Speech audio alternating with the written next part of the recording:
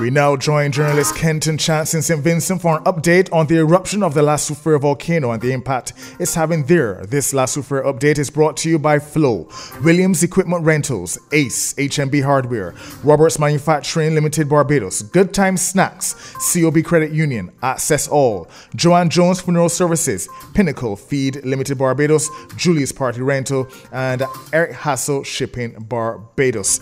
And we say good morning and welcome to Kenton Chance, and Kenton is in St. Vincent. Good morning to you, sir. How are things over there this morning?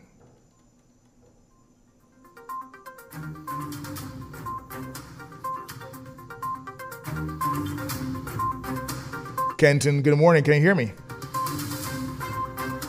Yes, I can hear you. Good morning. Good morning to you, and good morning to Barbados. It's a nice Wednesday morning here, all things considered. If I sound a little muffled, it's because I'm outside and I'm therefore wearing a mask. Mm-hmm. But as you were saying in your newscast, there was indeed another eruption at La Soufriere last night. Of course, we could not see it, but I didn't need to see it to know that it had happened. We heard it and we saw all of the flashes of lightning. And we are happy that not much of that ash has fallen in Barbados, and we're happy that not much of it is expected to fall here either. But this just goes to show that what Professor Robertson was saying is in fact the case, because what Professor Robertson said is that the volcano is now in a quieter period. But it's very important for us to remember that this is still a very dangerous mountain. And every so often, we'll have an eruption of this volcano. How long are they expected to last? We don't know for sure. But we've heard they could be weeks, months, and yesterday we heard that these eruptions can continue for up to a year. I know you've been reporting a lot of the stuff that are taking place. I will tell you some of the stuff that you will not necessarily see on the wire. Yesterday, I drove out to Georgetown. Georgetown is the northeasternmost town in St. Vincent. And when I got there, a major cleanup operation was underway. Georgetown is great. And the situation in Georgetown is that it rained heavily sometime over the last few days. And therefore, that ash, that volcanic ash, has mixed with water. And it has become a sort of concretized substance that is blanketed the entire area. I saw a man using a shovel to try to remove that thing, and it was about 2 or 3 inches thick in some areas. And remember, that's after it is hardened. So you can imagine what it was like. The police at the Georgetown police station were moving back into the station. Why were they moving back in? Because they had evacuated, because things had gotten so bad. There were heavy equipment, heavy front-end loaders, huge construction trucks, just trying to move some of that material away. The area where I went, it is in the red zone. But why are they there trying to do this? Because you have to understand, this is an ongoing situation. We don't know when it would end. When this ash falls and it mixes with the water and it dries out, it becomes very difficult to move. So as much as possible, and this is the advice we've been given, whenever you get a chance and it's safe to do so, you remove ash. You sweep it out of your patio, you sweep it off your roofs.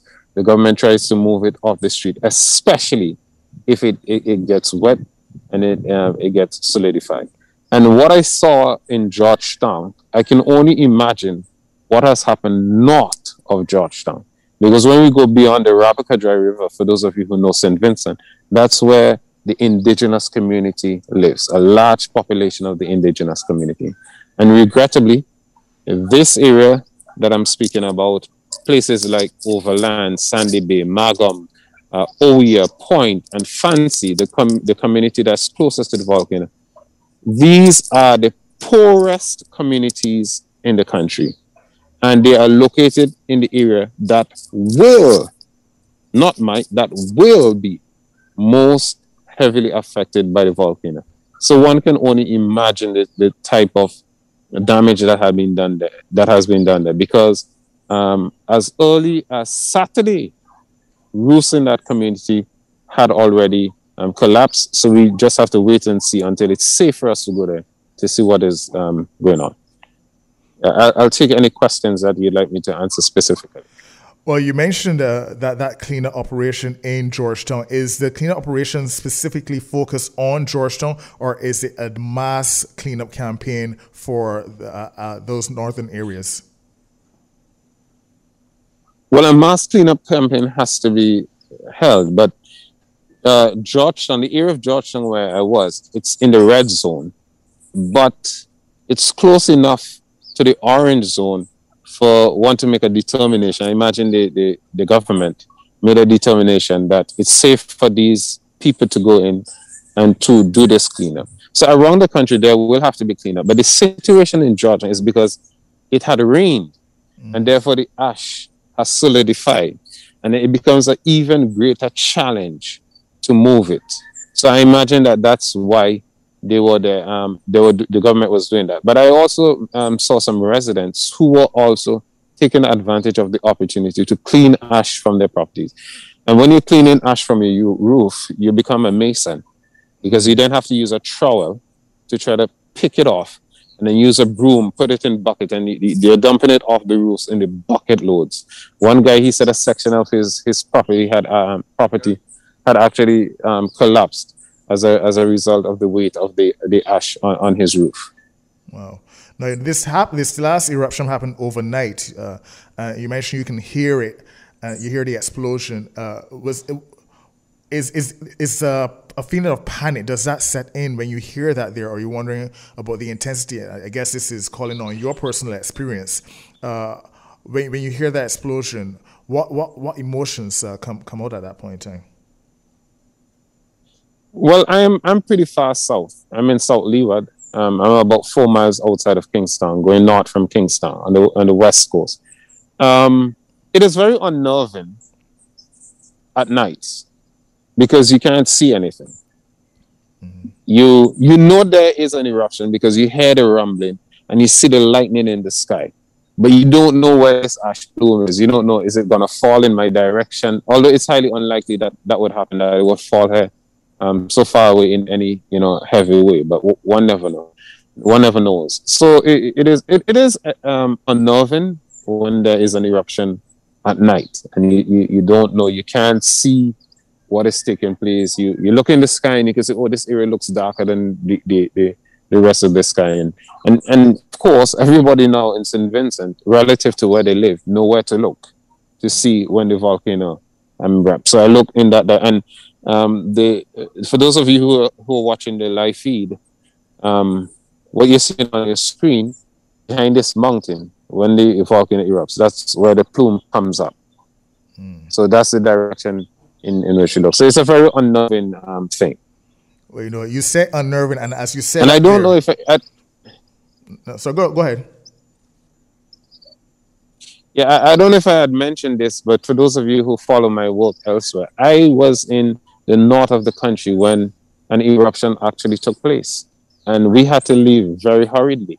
I mean, I was speaking to my friend who was driving me yesterday, and I said, it's a wonder that the windshield of the car did not break, because I just had a paint job done on the car in December, and after this I have to take it back into the shop because the pebbles that fell on that vehicle, they were so big and they fell so hard that patches of the paint are dug out. There is a video on Facebook. I think a radio station was there, and they were doing a live broadcast, and one of the pebbles actually broke the windshield. Wow. During the live broadcast.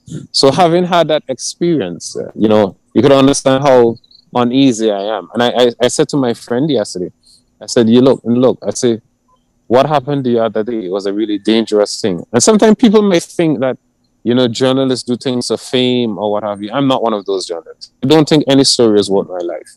I made an assessment. I went to the area. When I was going there, it was pretty safe.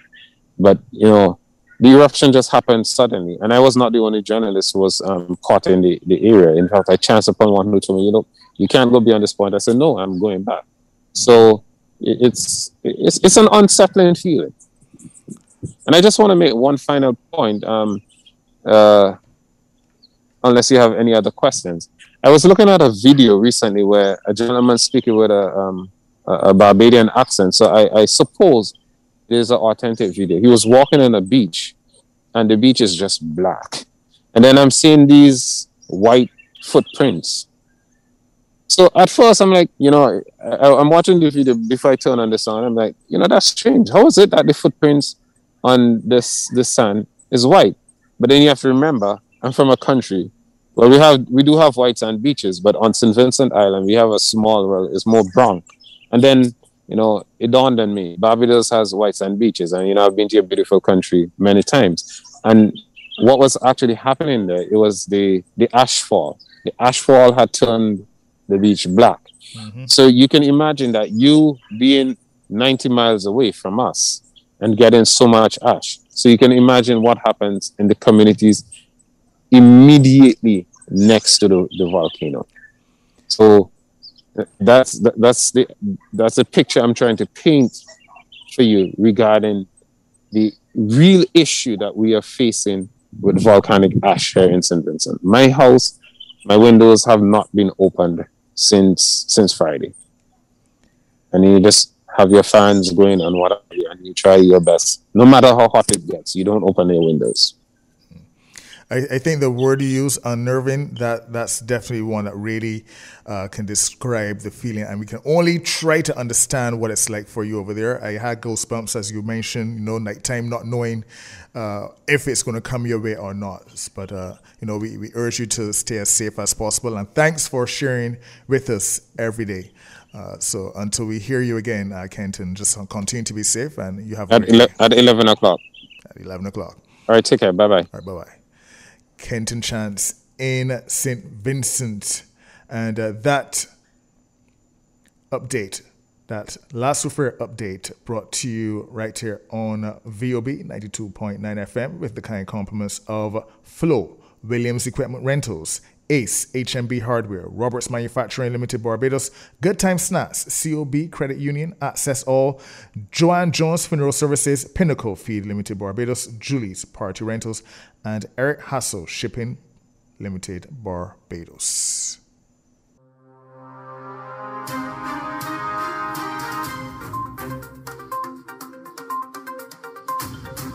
And as Kenton said, you can listen up for the next update at 11 o'clock.